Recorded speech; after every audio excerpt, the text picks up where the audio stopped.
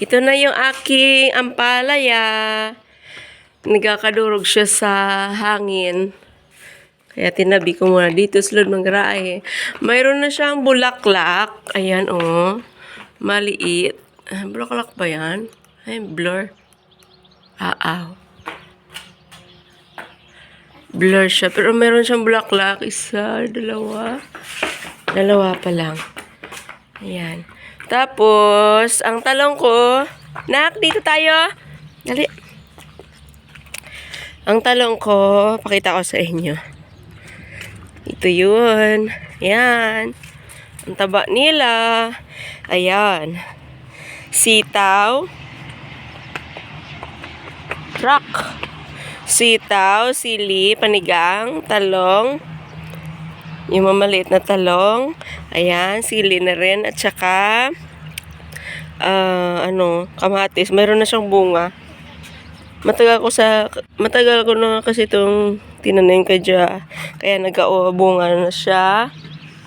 Tapos, ayan, talong din. Yung okra ko, ito na lang talaga nakasurvive. Itong isa. Isang isa. Okra. At saka yung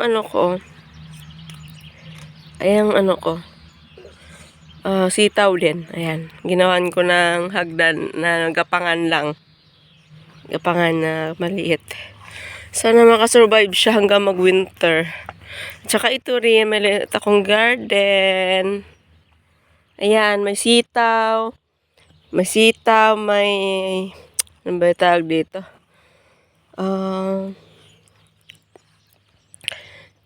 Ano ba tawag dito? Kamuti na puti. At saka yan, sitaw, sibuyas. Sibuyas, sili, kamuti. Ayan. Lagi sila basa dito, guys. Kasi yung sprinkler nga sa farm nila, habi. Laging dumadaan araw. 2 beses ang araw dumadaan. Kaya lagi silang basa. Ewan ko kung okay yun sa pero yun ang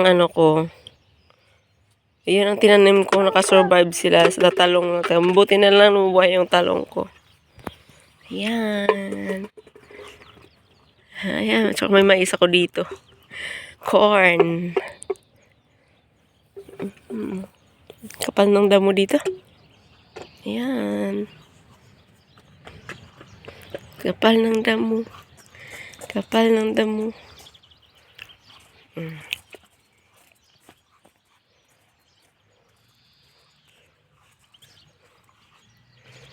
Ayan.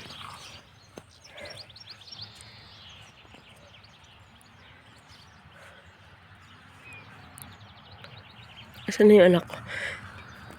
Nak, dito ka na, nak! Meron din akong kalabasa dito.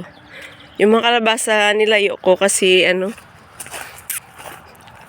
Nak, come here! Come here. Turuan ka ni mami, dali. Come here. Give mami your nak. Gel. Loka mami. Put in your bottle, the stone, dali. Dali na. Ito kalabasa ko.